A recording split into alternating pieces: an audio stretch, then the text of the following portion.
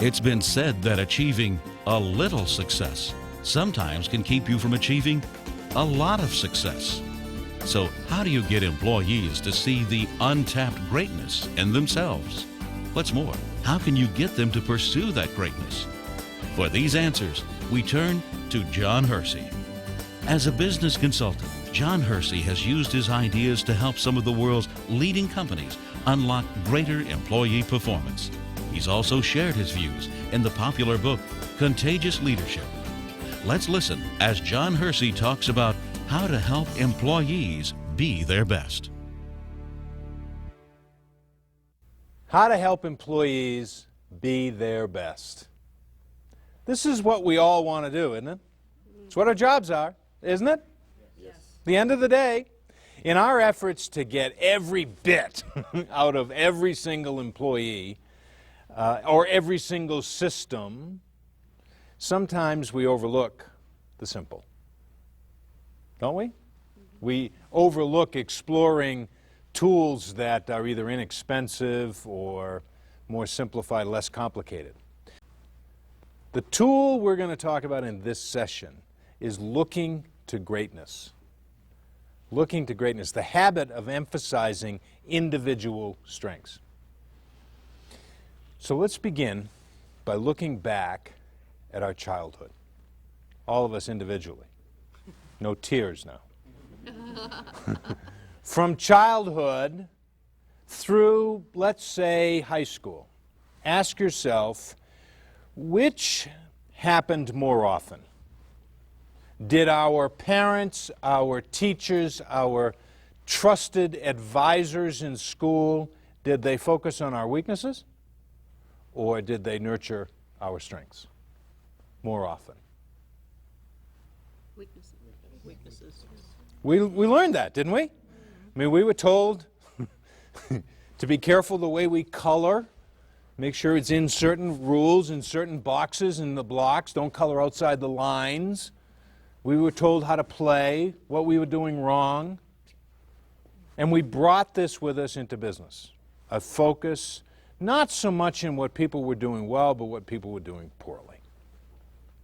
We brought it into business. I can remember a time back in many, many years ago, back in junior high school. When I was growing up, I was a pretty good baseball player. My dad thought I was good enough to play in the professional leagues at some point, major leagues. And I was a catcher. And the position's really not that important, but I had a strong throwing arm. I was good defensively. I had good size. I was a left-handed hitter, okay, left-handed hitter, which was a little unusual. And I had power, and I had the ability to hit for a good average, meaning that I got a lot of hits for each time at bat. So my dad thought I was going to play in the professional leagues. And then I got into junior high school, and a coach thought that it would be good for me to be what's called a switch hitter. So let me explain what a switch hitter is. If you're a left-hand hitter and a right-hand pitcher, left-hand hitters hit right-hand pitchers better because of the way they can see the ball. So when you're facing a left-hand pitcher, if you were a right-hand hitter, you'd statistically do better. So theoretically, if I could hit from either side of the plate, my average would be better. So was the theory of my junior high school coach. So for an entire season, beginning in the early spring, right straight through summer, we worked on my hitting as a right-hand hitter. What do you think happened? Messed up your left. It messed up my left side. You're absolutely right. Not only did I become just a sort of an average right-hand hitter, but my results as a left-hand hitter declined. You know, if we constantly focus on weaknesses, and that's what happened. We practiced my weaknesses. We practiced them every single day, and we began to forget about my strengths. And from childhood to date, we've learned to focus on people's weaknesses, to the point we've brought it into our business world. Let me introduce a couple of terms that we're going to be working with. Contagious leaders and contained leaders. Contagious leaders fundamentally believe that their number one job is to create a culture that's rich with talent of people who just perform to their full potential, and they're excited about doing so. Contained leaders, on the other hand, are very much about themselves, their own performance, and results, and they're not interested in creating that culture. Contagious leadership is actually a creative process where contagious leadership is an environment that is rich with talent, talented people who willingly and enjoyably perform to their full potential. That's what contagious leadership is all about, is creating that environment, doing whatever we can as leaders to create that environment, to create an environment where people can step up and perform to their full potential. It's an attitude, and it's an attitude that spreads throughout an organization. It'll spread from one person to another, or as I like to say, it'll spread from the mailroom to the boardroom. And it usually goes in that order, from the mailroom to the boardroom. And in that organization, there's this distinction that we have between contained and contagious leaders. Contained leaders focus on people's weaknesses. They always look at what's wrong. That's the place where they begin, is what didn't happen the way I wanted it to happen? What went wrong? What mistakes happened? They concentrate on mistakes. They tell us what we did wrong, but rarely ever tell us what we did correctly. They don't pat people on the back. Oftentimes you'll hear a contained leader say, but what do we pay people to do? We pay them to do it correctly. Contagious leaders see the world differently. And believe me, contagious leadership is something you can train yourself to do. Contagious leaders, many of that we work with, have taught themselves to focus on people's strengths. They're well aware, contagious leaders know, probably better than the contained leader. They know what the weaknesses are. They're aware of it. It's their job to be aware of it. But they focus on people's strengths. They know what you are best at. Okay? And where do you perform the best? Do you perform the best in an activity that you know you're great at, or in an activity that you feel uncomfortable doing and you feel like you're not quite prepared for? I'll tell you another story, personal story. Years ago, I was in the advertising business. And I had some great success in being able to work on accounts where there was a relationship problem. Well, we had a very large and important account that had a problem. So the president of the agency asked me to come in and work on that client. The president of the agency made two fatal mistakes. First of all, he did not fully understand the problem. He thought the problem was a relationship problem. So he also didn't understand the strengths, the real strengths of the solution, which was me. See, the problem wasn't a relationship problem. The problem was a detail problem. The client, they had a media program for their advertising that literally on every quarter, the media plan was about that thick. I mean, it was very, very detailed. And the client actually expected someone who would read this. Ha, go figure.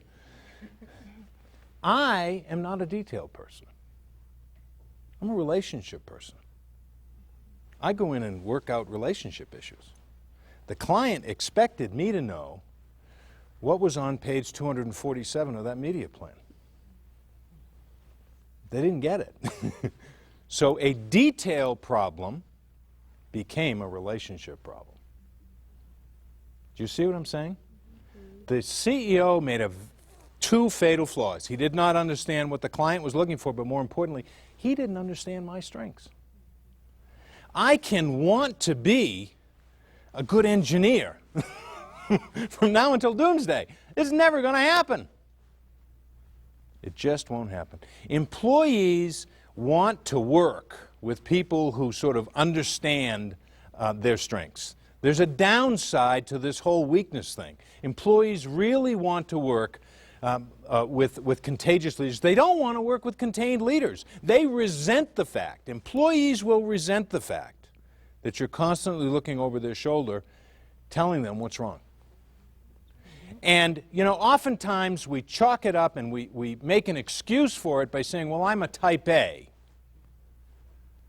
Well, the employee doesn't care what type you are. Do they? Employees will resent the fact that you're constantly focusing on what they're doing wrong. We were on the board of a new resort, and it was a very exciting time. This was a world-class resort, or had the potential to be a world-class resort. And when it opened, all the staff were filled. There was shine in their eyes. They're all filled with possibility and serving clients and taking care of people and really providing tremendous customer service. It was just an extraordinary time. And then a year later, it wasn't such an extraordinary time because we had a developer who was a contained leader. Every day he came into the resort and focused on what people weren't doing well. He focused on the 5% that wasn't being done perfectly, rather than the 95% that was just wonderful. And as a consequence, a year later, he had employees who didn't see possibility anymore. They saw drudgery, having to go to work every day.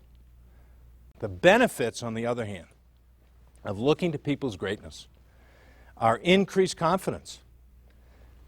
Just think about it yourself. If you knew that you got to, you didn't have to, but you had the opportunity to go to work every day where someone would tell you how terrific you are, wouldn't you want to go to work? Yeah, we all would. There's other possibilities. You create this culture, if you will, inside your company. By looking to what people are great at, you create a culture where people focus on what's possible.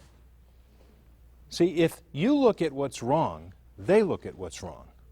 They look at what's wrong, they look at the obstacles constantly. There is no possibility in that.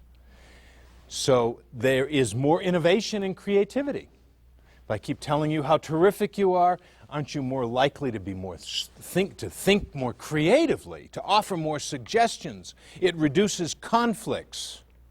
Across the board, it reduces conflicts because people are feeling better. It increases productivity, and it reduces turnover. That's how this whole looking to greatness. Again, I want to stress, this is not the most expensive, the most complicated solution to our leadership challenges, but oftentimes, in my experience, it's the simple that is the most powerful. Look at athletic teams worldwide. Worldwide. Those who achieve greatness, whether it's individual sport or team sports, those who achieve greatness do the fundamentals well. Do the fundamentals well.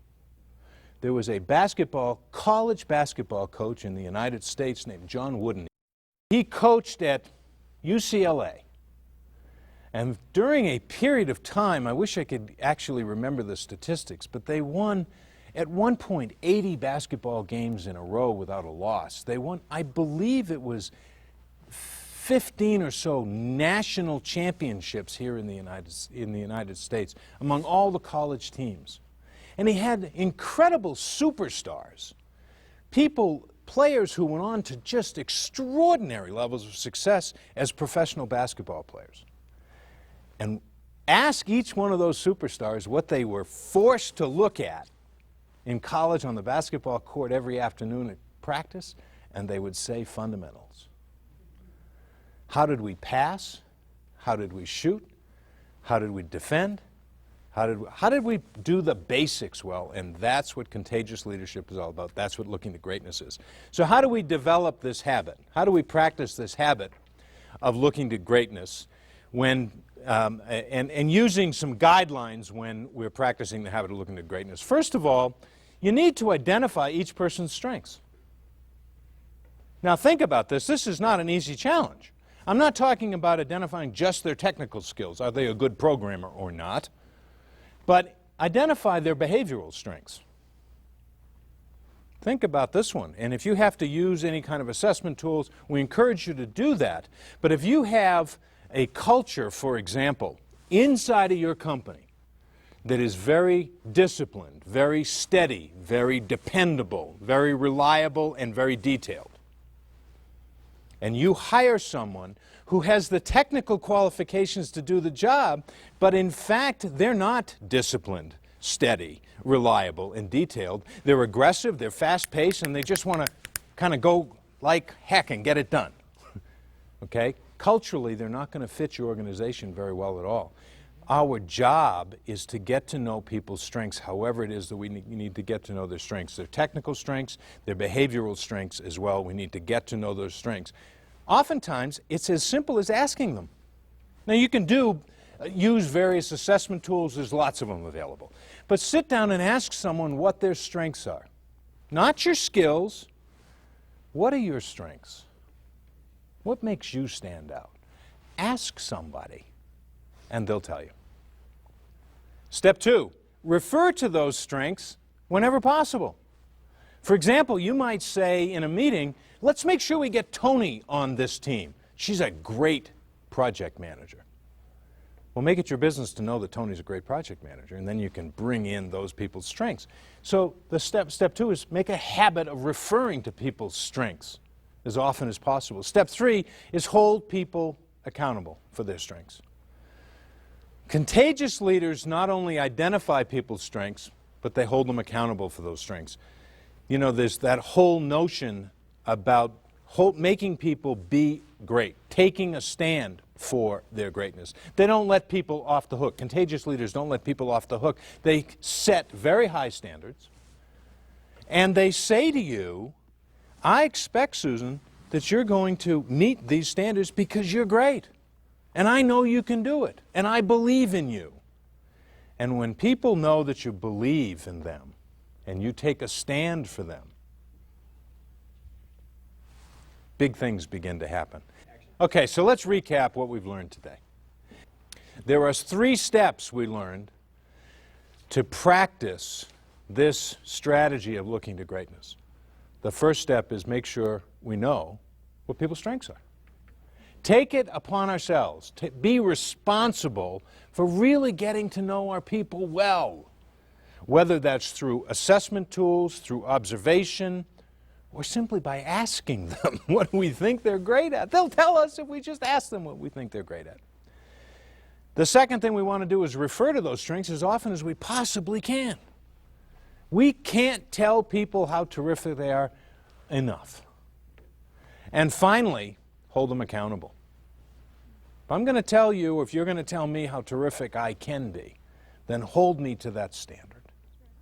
If we can hold people to this standard, this is a very simple strategy. But the power in it will go beyond your understanding. You look to people's greatness. Take this back and every day focus your attention on looking to people's greatness. Know their strengths, refer to it, hold them accountable to it.